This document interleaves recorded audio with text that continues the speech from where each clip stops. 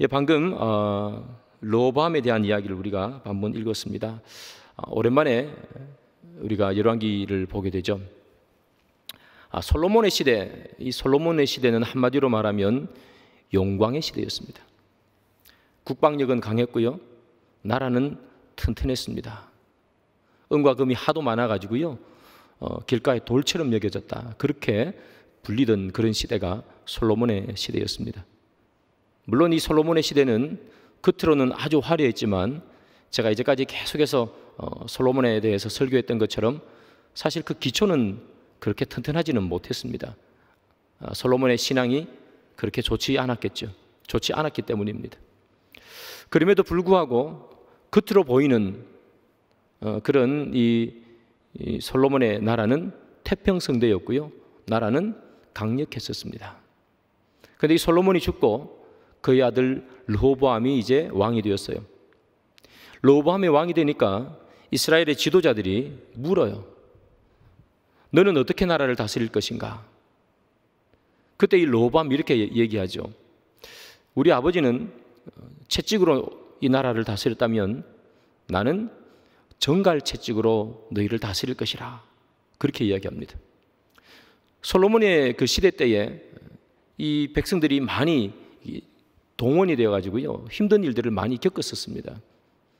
그런데 그 아버지보다 더 많은 짐을 부과하겠고 더 강력하게 압박해서 이 백성들을 다스리겠다, 이렇게 말하기 때문에 이 이스라엘 백성들은 더 이상 우리가 당신을 왕으로 섬길 수 없습니다, 그렇게 말하고는 르호보암과 결별해버리죠.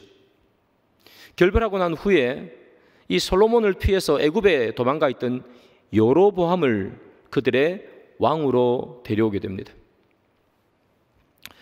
자, 여러분, 이런 일이 딱 일어나자 이스라엘에 있는 12지파가 12지파 중에 10지파가 방금 말했던 그 의견에 동의를 해버립니다. 그리고 우리는 더 이상 르호보암을 따를 수 없다, 그래서 여로보암을 왕으로 삼고 북쪽에 이스라엘이라는 따로 새로운 나라를 만들어 버렸습니다. 남쪽에는 딸랑 12지파 가운데 2지파만 남았습니다. 베냐민 지파와 유다 지파. 르호보암을 따르는 자는 딱 이 2지파밖에 없게 되었습니다. 여러분, 얼마나 이 르호보암이 당황했겠습니까? 그의 아버지 솔로몬을 이어서 그가 왕이 되었습니다. 그는 이제 왕이 되면 모든 것을 다 할 수 있으리라고 그렇게 생각을 했었습니다. 어떻게 나라를 다스릴 거냐? 이 르호보암은 생각했죠. 우리 아버지는 채찍으로 나라를 다스렸다면 나는 더 백성들을 강하게 다스려야 되겠다. 정갈 채찍으로 다스려야지. 그러면 백성들이 싫어하는 줄은 알겠지만 그래도 왕의 명령이니까 어쩔 수 없이 따라올 것이라고 그는 생각했었습니다. 그런데 이게 웬걸, 따라오기는커녕 10지파가 자기를 떠나버렸습니다. 여러분, 12지파 중에 딱 2지파만 남았습니다. 얼마나 당황했겠어요. 우리나라 도가 여러분 전체 9개입니다. 제주도 섬까지 쳐서 9개입니다.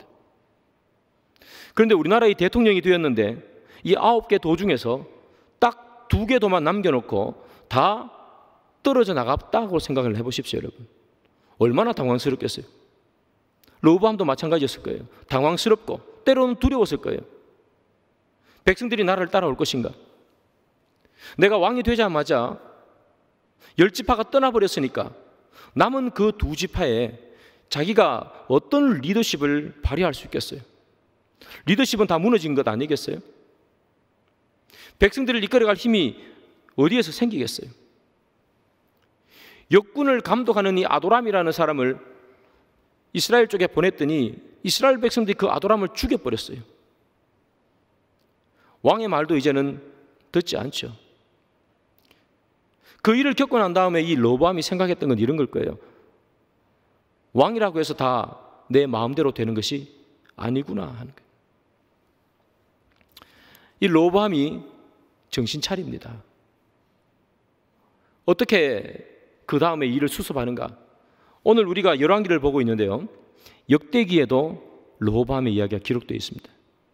역대하 11장에 가보면 이 르호보암이 정신 차리는 내용이 나옵니다. 어떻게 정신 차리느냐? 먼저 그는 국방을 튼튼하게 합니다. 15개의 성읍에 요새를 만듭니다. 왜냐하면 12지파 가운데 10지파가 떠나버렸기 때문에 이제 2지파만 딸랑 남았잖아요. 국력이 한꺼번에 쇠해버린 거죠. 나라를 지킬 군인도 너무나 모자라는 것 아니겠어요? 그러니 이스라엘 밑에 있는 애굽이 쳐들어오면, 그리고 서쪽에 있는 블레셋이 쳐들어오면 이겨낼 방도가 없지 않습니까? 그래서 르호보암은 정신을 차리고 15개의 성읍에 요새를 만듭니다. 국방을 튼튼하게 해요. 그 다음은 뭐냐 하면 영적으로 하나님 앞에 올바른 제사를 드리게 됩니다. 이스라엘이 두 개로 나뉘었습니다. 사람들 10지파가 여로보암의 나라로 쫓아가 버렸습니다. 그런데 이 여로보암이 이 하나님을 제대로 섬기지 못했던 사람이었죠. 남쪽에 예루살렘으로 거기에 성전이 있으니까 사람들이 다 그쪽으로 내려가는 걸 보고 이 북이스라엘에도 하나님을 섬길 수 있는 제단을 두 군데 만들어 놓았습니다. 제일 북쪽에 단이라는 곳과 제일 남쪽에 베델이라는 곳에 제단을 두 군데 만들었어요. 그러나 제단만 만든 것이 아니라 그 제단에다가 송아지를 놔뒀어요. 이게 하나님이라 섬기는 거죠. 그뿐만이 아니라 레위인만 제사장이 될 수 있는데 일반인도 제사장이 될 수 있도록 바꿔버렸습니다. 그러니까 그 일을 지켜보고 있던 이 북이스라엘에 있던 경건한 제사장들이 참을 수가 없는 거죠. 어떻게 하나님의 제단에다가 송아지를 만들고 어떻게 일반인이 제사장 역할을 할 수 있는가? 그래서 그게 북쪽에 있던 이 제사장들이 남쪽으로 넘어왔어요. 남쪽에 성전이 있으니까. 남쪽으로 넘어왔을 때 이 르호보암이 그 사람들을 다 받아들여가지고요, 이 남유다 땅에는 이 하나님께 드리는 제사가 올바르게 잘 시행되었어요. 역대하 11장 17절에 그때의 일을 기록하고 있는데 한번 보겠습니다. 그러므로 3년 동안 유다 나라를 도와 솔로몬의 아들 르호보암을 강성하게 하였으니 이는 무리가 3년 동안을 다윗과 솔로몬의 길로 행하였음이더라. 이 르호보암에 대한 평가예요. 르호보암이 처음에는 정신 못 차렸죠. 나는 정갈채찍으로 다스리리라. 그런데 나라가 두 조각 나는 걸 보고 그 정신 차리는 거예요. 내가 이렇게 해서는 안 되겠구나. 그래서 국방도 튼튼히 하고 제사도 올바르게 드렸어요. 그랬더니 다윗과 솔로몬의 길로 행하였더라. 언제 애굽이 쳐들어올지, 언제 블레셋이 쳐들어올지 몰랐는데 여러분, 그가 다윗과 솔로몬의 길로 행했었어요. 그래서 저기 보면 3년 동안 행했더라 이렇게 되어 있죠. 3년 동안 아무런 문제가 없었어요. 근데 여러분, 이 3년 동안이라는 말이 주는 무슨 불길한 느낌 같은 걸 느끼지 않습니까? 3년 동안 다윗과 솔로몬의 길로 행하였더라. 그러면 3년 이후는 어떻게 된다는 이야기입니까?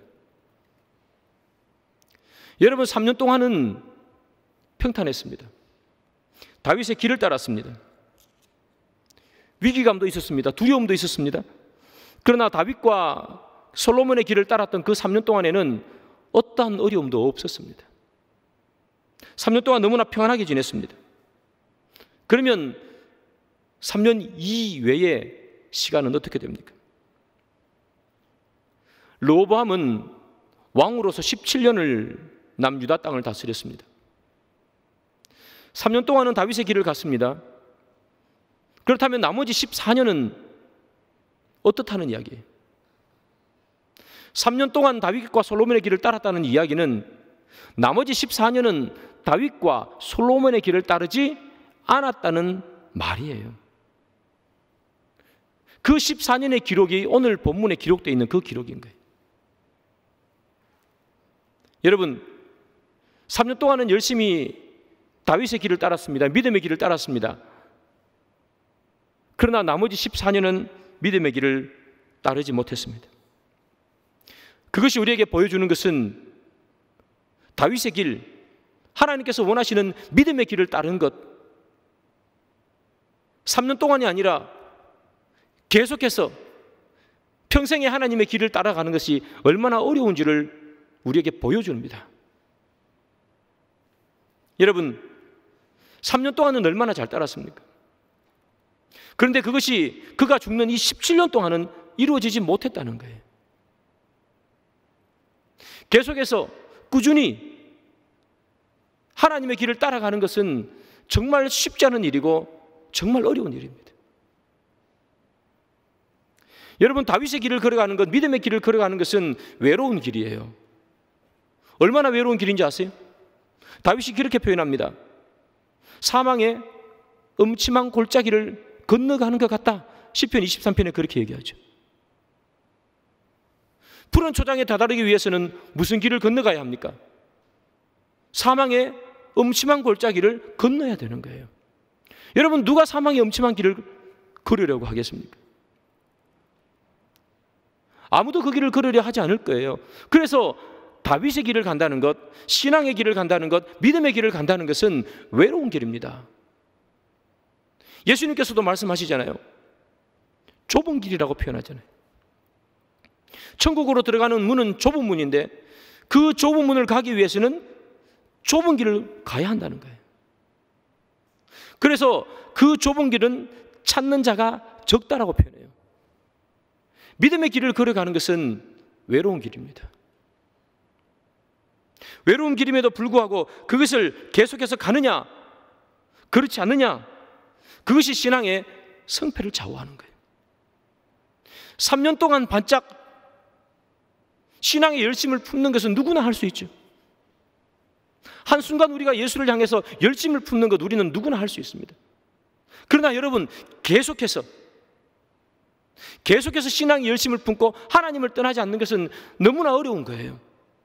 왜냐하면 그 길은 외로운 길이고 사망의 음침한 골짜기가 우리를 삼키려는 길이고 넓은 길이 우리를 유혹하는 길이기 때문에 계속해서 주의 길을 걸어간다는 것은 너무나 어려운 길이에요. 그래서 우리의 신앙은 한순간 반짝하는 그 한순간에 승패가 결정나는 것이 아니라 마지막 순간에 결정이 나요. 내 인생의 마지막 순간에 내가 주를 따랐느냐 따르지 않았느냐, 그 순간 결정나는 거예요. 그래서 바울이 뭐라고 얘기합니까? 바울이 그의 인생의 죽음을 앞두고 그가 신앙을 고백하면서 이렇게 표현해요. 나는 선한 싸움을 싸웠다. 내가 달려갈 길을 잘 달렸다. 그리고 믿음을 지켰다. 바울의 신앙의 고백이에요, 여러분. 바울이 세상 앞에서 또 사람 앞에서 디모데에게 편지를 쓰면서 나는 내가 달려갈 길을 다 마쳤다, 이걸 자기의 신앙으로 고백하지 않습니까?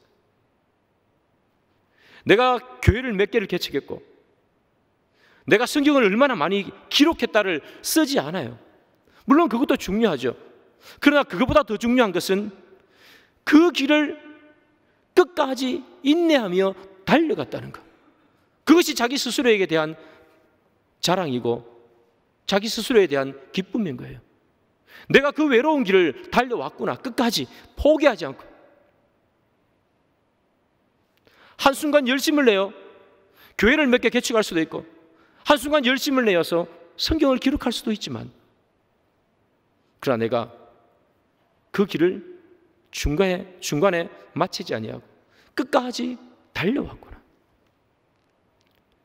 사랑하는 여러분, 누구나 로보암처럼 어느 한순간 열심을 낼 수 있습니다.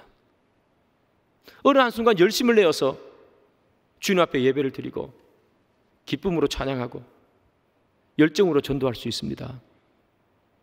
그러나 우리의 신앙은 한순간에 결판나는 것이 아니라 우리의 신앙은 우리의 삶에 끝까지 달려가는 경주입니다. 우리는 하나님 앞에서 한순간 서는 사람이 아니라 인생의 마치는 그 순간까지 날마다 하나님 앞에서 서 있는 사람인 거예요. 여러분, 우리 주위에 한순간 반짝하며 열심을 내다가 보이지 않는 사람이 얼마나 많아요. 그 한순간 반짝하는 것이 그에게 무슨 의미가 있습니까? 다 사라져 버리면 의미가 없지 않습니까? 사랑하는 여러분, 이 밤에 여러분 기도하실 때에 하나님, 내가 한순간 반짝하는 인생 아니기를 원합니다. 한순간 반짝하는 신앙이 되지 않기를 원하고, 내가 정말 주님 앞에 가는 그날까지 충성되이 섬기고 주를 위해 헌신하는 인생 되게 주님 도와주십시오. 여러분, 그렇게 꼭 기도하시길 바랍니다. 여러분, 믿음 생활에는요, 마일리지가 없어요. 믿음 생활에는 마일리지가 없습니다. 포인트 없다는 얘기입니다. 우리가 카드 쓰면 포인트 쌓이지요. 비행기 타면 마일리지 쌓이지요. 신앙생활에는 마일리지가 없습니다, 여러분. 내가 예전에 한순간 열정적으로 주를 섬기고, 내가 예전에 한순간 열정적으로 기도하고, 내가 한순간 열정적으로 전도했다고 해서 그게 마일리지로 쌓이지 않는다는 거예요, 여러분. 유대인들이 왜 예수님을 죽이는 줄 아세요? 예수님께서 그 마일리지가 다 필요 없다고 얘기했기 때문에. 유대인들은 그 마일리지 때문에 살아가는 사람이에요.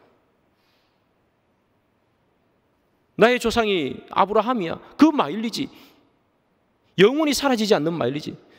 포인트는 쓰면 사라지는데 그 마일리지는 사라지지도 않아요. 유대인들은 마일리지를 계속 쌓았어요. 제사를 지내면서, 오늘도 제사를 지내고 내일도 제사를 지내면서. 그의 믿음이라는, 신앙이라는 마일리지를 계속해서 쌓아나갔단 말이에요. 근데 예수님께서 오셔서 뭐라고 얘기합니까? 그 마일리지 다 의미 없다고 얘기하잖아요. 네가 드리는 제사가 무슨 의미가 있느냐?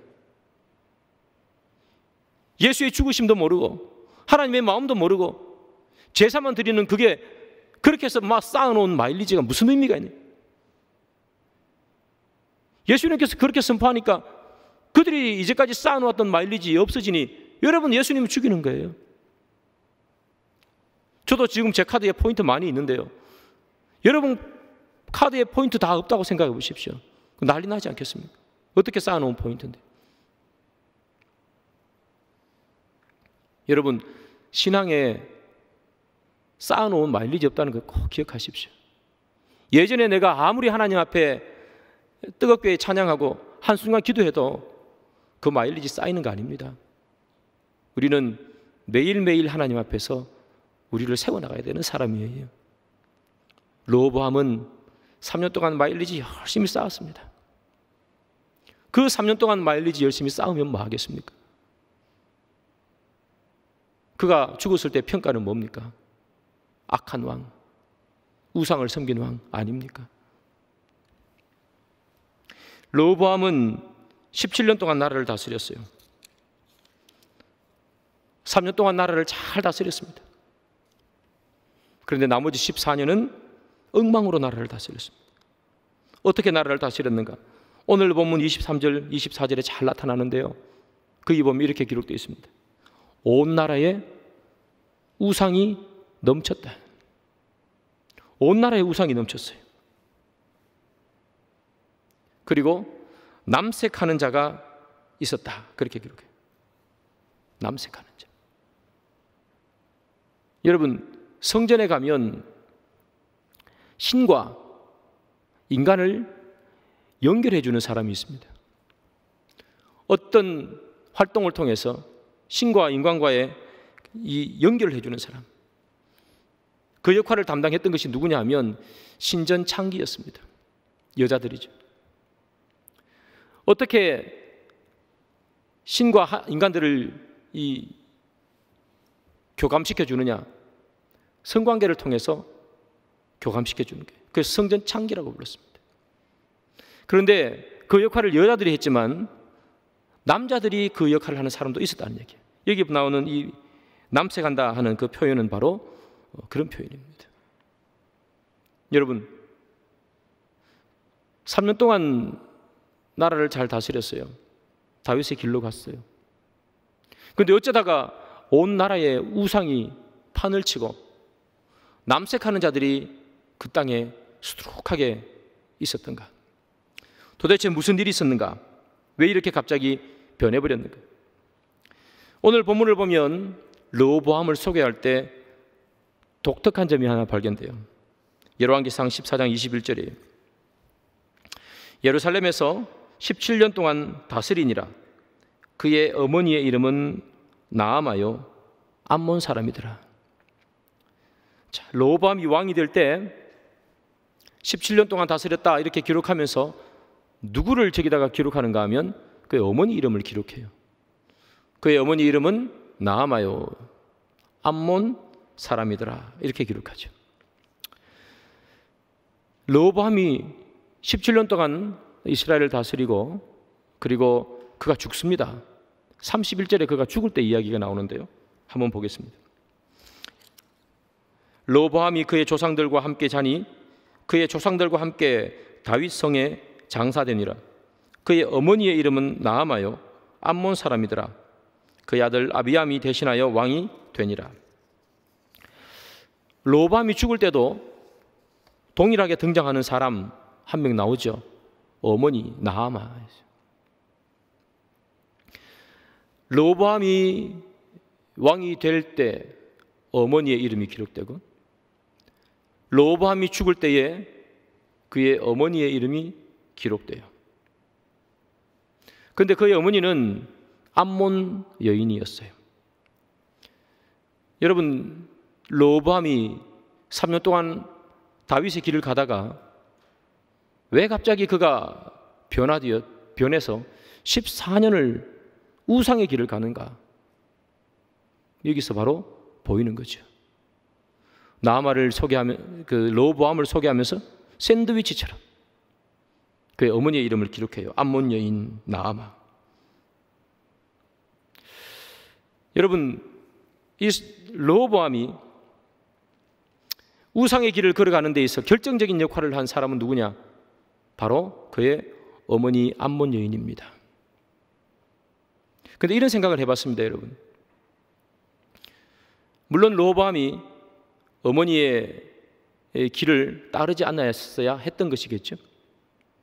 그럼에도 불구하고 이 책임이 르호보암에게만 있는가? 르호보암이 그의 어머니의 말을 잘 듣지 않은 것, 그것이 르호보암에게만 책임이 있는가?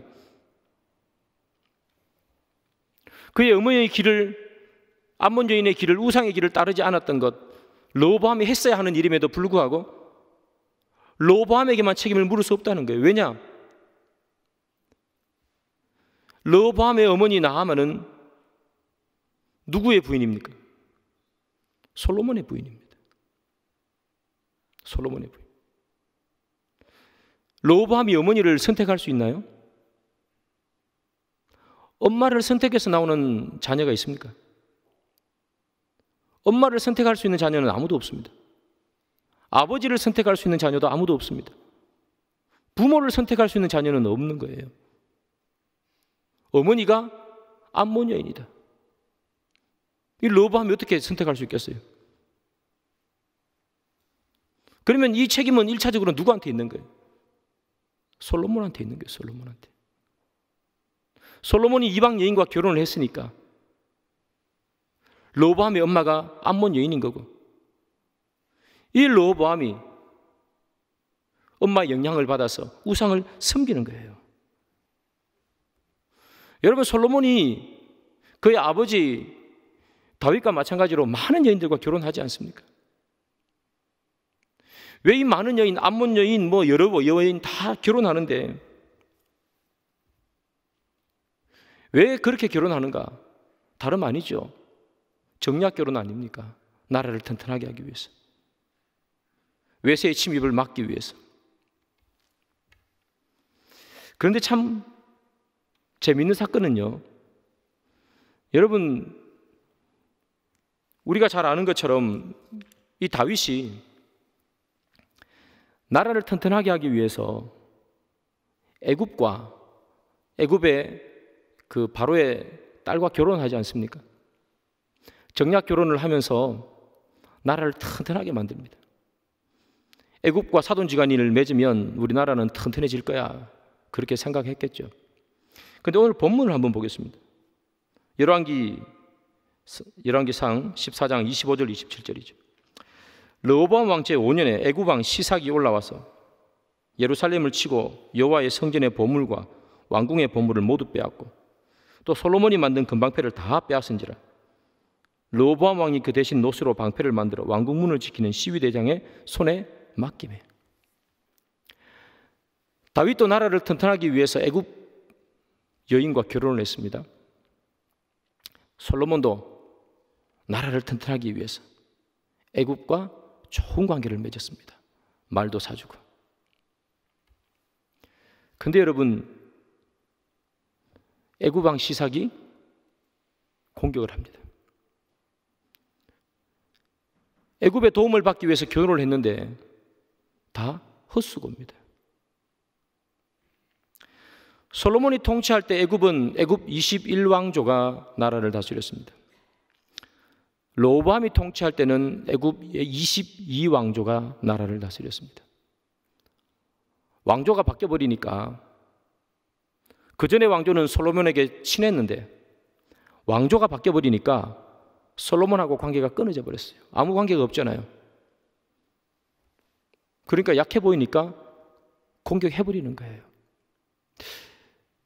이 본문 보면서 제가 느낀 게 있습니다. 뭐냐 하면 믿음은 내가 세워야 된다는 거예요. 내 믿음이 강하면 상대방이 누구라도 이기는 거예요. 상대방에게 의지하면 상대방은 언제 변할지 몰라요. 내 믿음 내가 세우지 않으면 언젠가는 무너지게 되어 있습니다.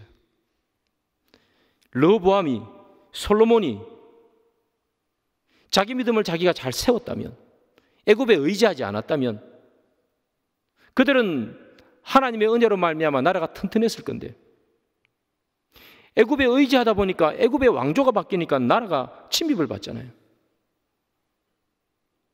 여러분, 내 믿음 내가 세우는 겁니다. 누구 따라가는 거 아닙니다.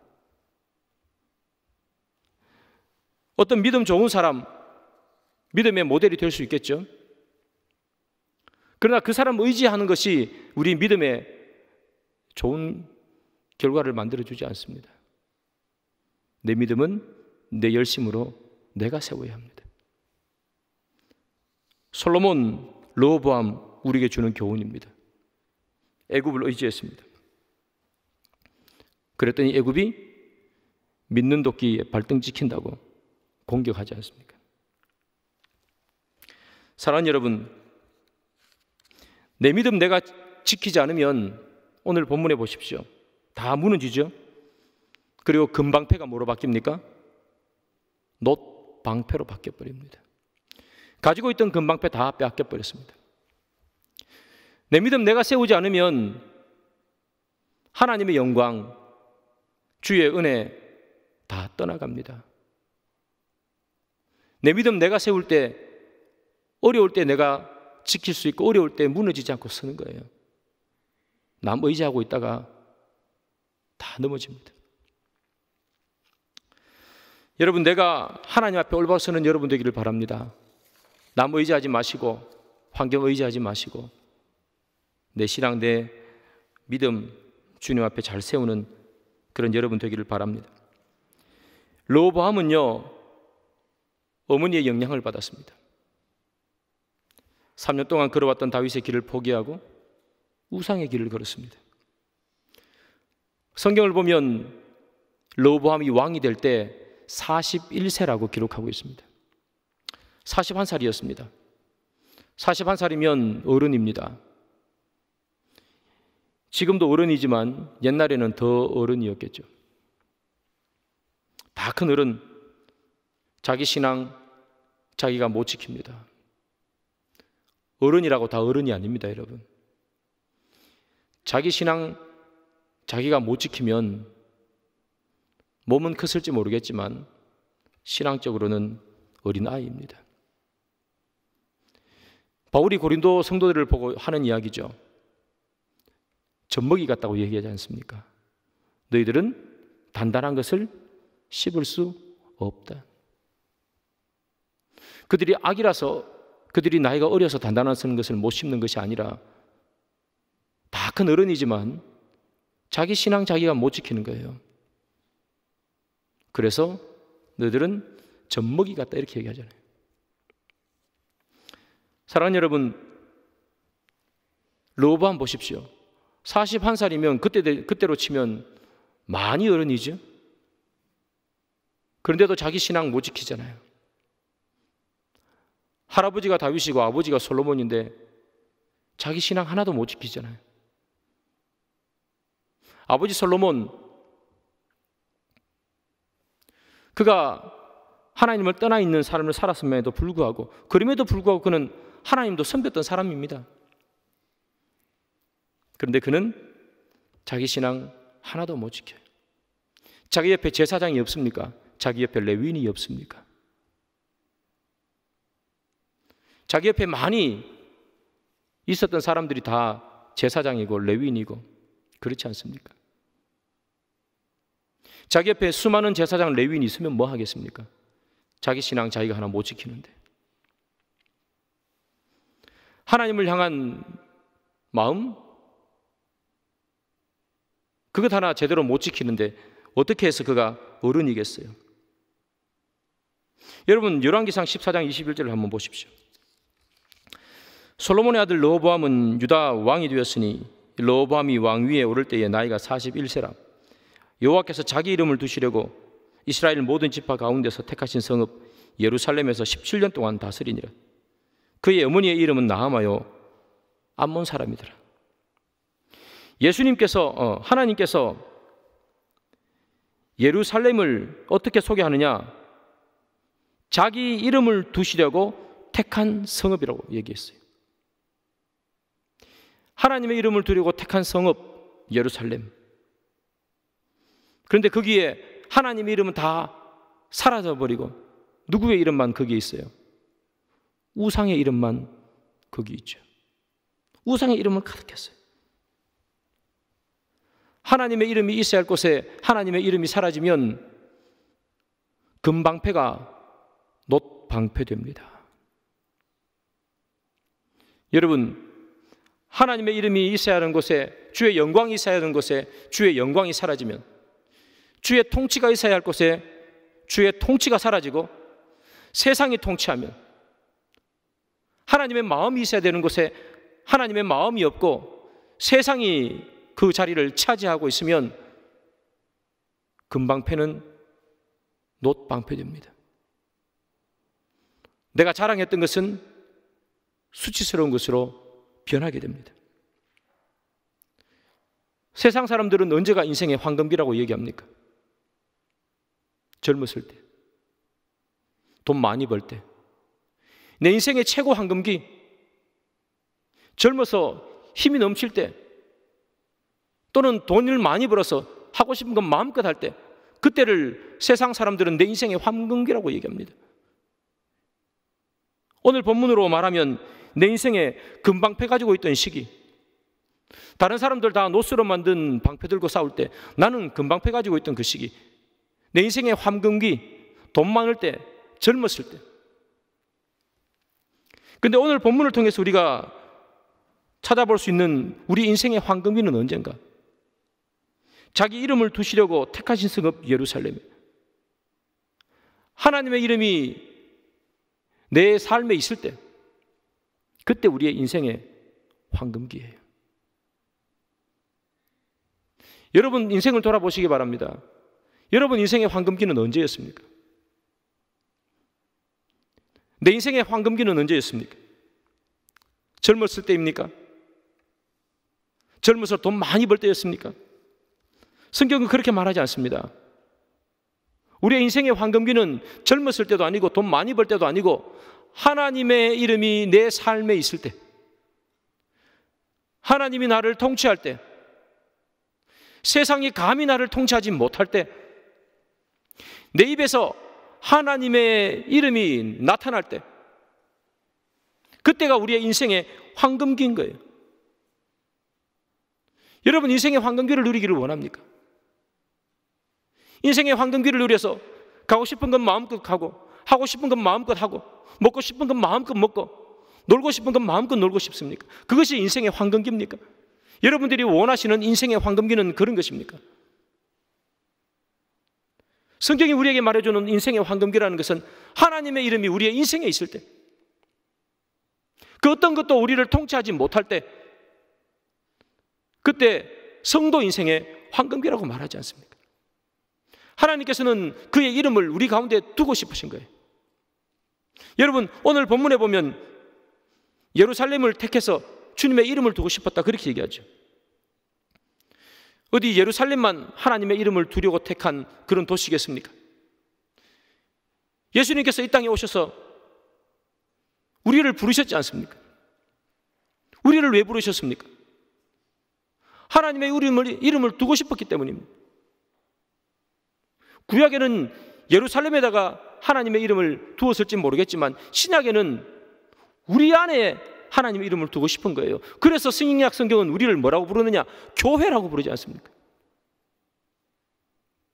하나님은 우리에게 그의 이름을 두고 싶은 거예요. 여러분의 삶에 하나님의 이름이 있습니까? 여러분들의 인생에, 지금 여러분들의 인생에 하나님의 이름이 있습니까?